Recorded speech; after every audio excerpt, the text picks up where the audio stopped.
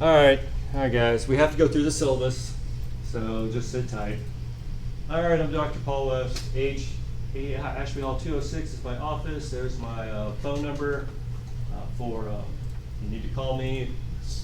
Good luck. Fortunately, it's hard for computer science people to answer their phone because we're electronic people. Email is kind of going to be the best way to contact me. Unfortunately, that's changed. I'll get to that in a moment. Office hours. I'm an early person. I got here at 6 this morning. It's just the way I am. So Tuesday, Thursdays, 7:50 to 9:20. That's going to change actually to 7:40 to 9:20. I'll need to update that. Tuesdays from 1200 to 13:45, and then Thursdays 1200 to now it'll be basically 1500, aka 3 p.m. Or by appointment if those don't work. All right, email. You didn't have this problem, but over the summer, CSU changed the way faculty do their email to a multi-factor authentication, which I understand because it's two-factor authentication. Unfortunately, they require me to use my cell phone. At NRL, I'm not allowed to have my cell phone, so that kind of makes things hard. Also, I may not have it at other places. So I'm only going to be able to guarantee email access during my office hours. Keep that in mind, because unfortunately that means there's only 2 days a week I can guarantee it. I will try my hardest to get to all email on Monday and Wednesday. One thing I wanted to ask y'all, is there a better way to do this? Because I used to use Slack, which was nice. Do y'all have another program you prefer? I know Discord is pretty popular right now. I don't mind throwing one of those up. I heard something. Discord's pretty good. I use it for a lot of things. I mean, I don't mind using Discord. It's not an issue. Anyone, opinions, or don't care? Figure this out later? What was that? Yeah. Figure this out later? Yeah. All right, we'll figure this out later. So figuring out this later is fine. Just make sure that you come talk to me and say, hey, look, let's do a Discord server or something, unless you're all about Discord right now. In which case I'll just go that way. Or Slack, if you prefer Slack. Don't care. Figure this out. What? I've used both. Use both? Okay. All right, we'll just see what happens then. Textbook, same one as you from procedural. I just put up 8th edition. I don't know what. Are they on the 9th edition or something? I don't. Okay, the book is actually very helpful for this course. I just don't use it. So a lot of your assignments, if you read the book, are going to be a whole lot easier than what, I'm going to teach it one way, the book's going to teach it another. The two should help you get your assignments done. GitHub, I derive most of my classes from GitHub. Y'all used GitHub in OOP, right? Anyone here took OOP when it was not GitHub? Great. So, GitHub's located here, right after the syllabus. I'm going to get all of y'all signed up so we can get that going. Course description. All right, here we go. I'll start reading. The course is designed to teach you the wait, I don't have to read this one. I already talked about it. But I do have to read the ABET outcomes. There we go. An ability to apply knowledge of computing and mathematics appropriate to the discipline. We will be going that with big O. Able to analyze problem and identify and define the computing requirements appropriate to the solution. Ability to design, implement, and evaluate a computer-based system, process, component, or program to meet the needs. An ability to communicate effectively with a range of audience. These are things I'm supposed to do this course, or we are actually. An ability to use current techniques, skills, and tools necessary for computing practice. You may think a lot of this is antiquated, but Google still uses Makefiles.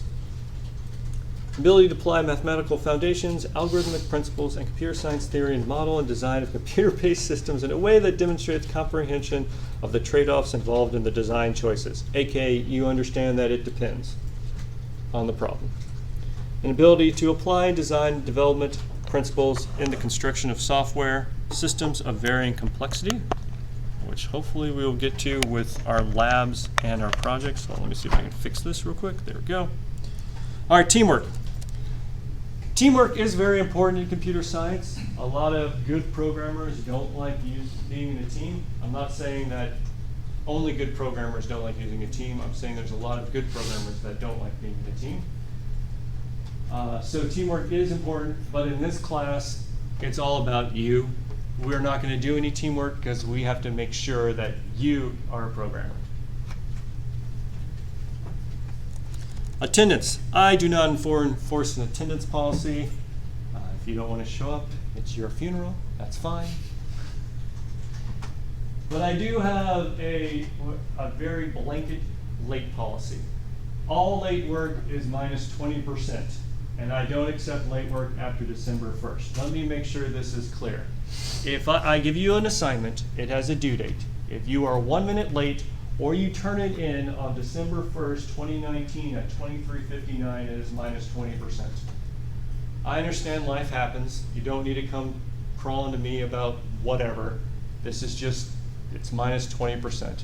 And this is kind of a, I don't know, a compromise between, hey, I need to make sure you learn the material, you learn it all in the end, you know, I'm not gonna knock on you too much.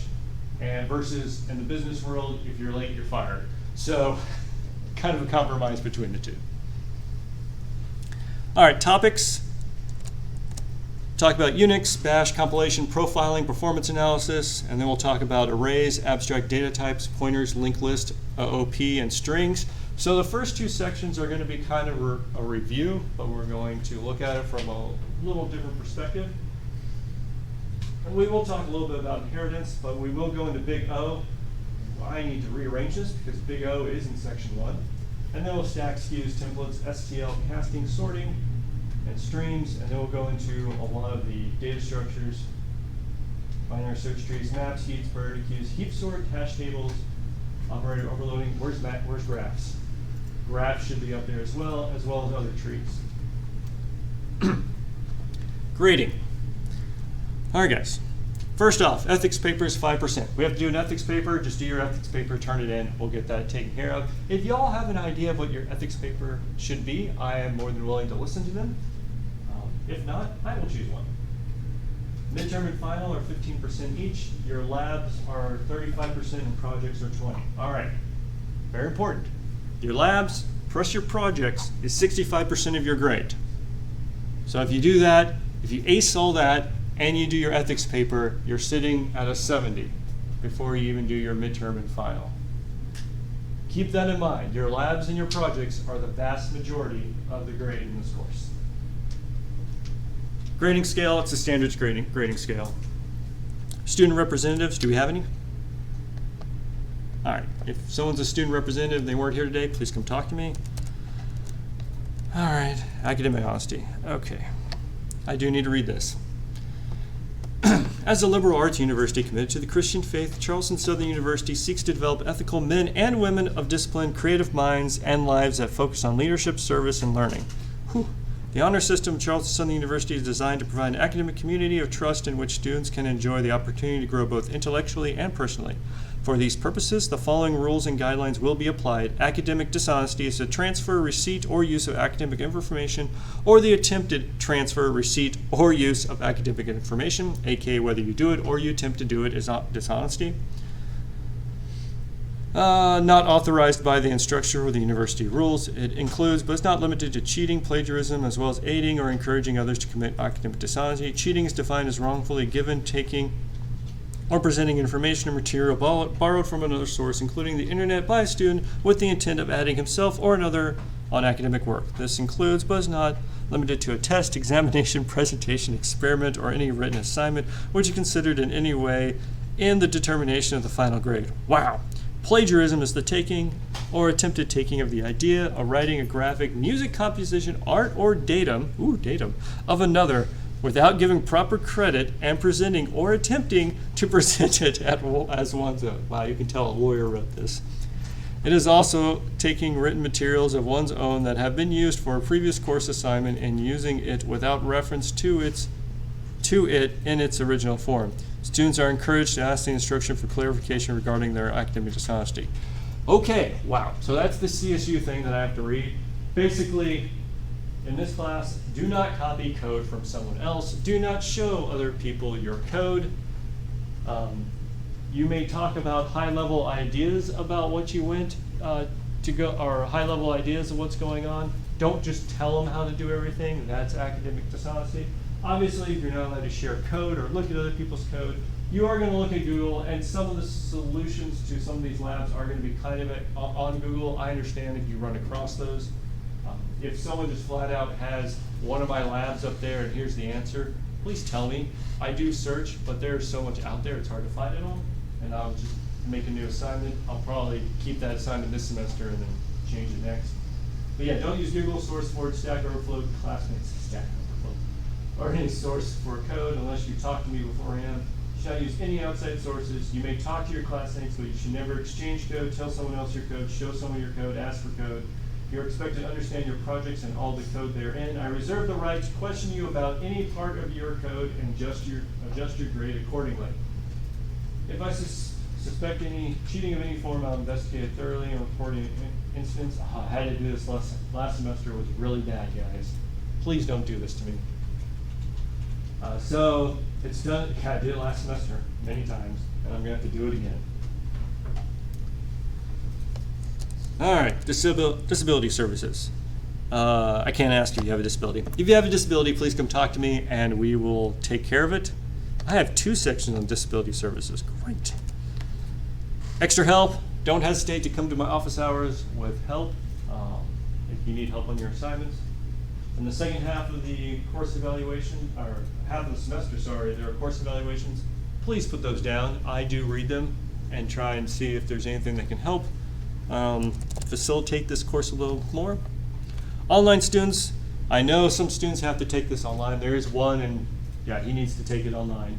But for data structures, it is very difficult to pass this course online unless certain things are met. So, yeah, I will not be able to answer your email during office hours. I am not able to receive notifications in my office, yeah, et cetera, et cetera. The online student knows about this, so we're good. Weekends, I observe Sabbath on Sunday. Sunday, on Saturday, I spend most of my time with family. Therefore, I shall not communicate on Sunday, and there's a low chance I will on Saturday.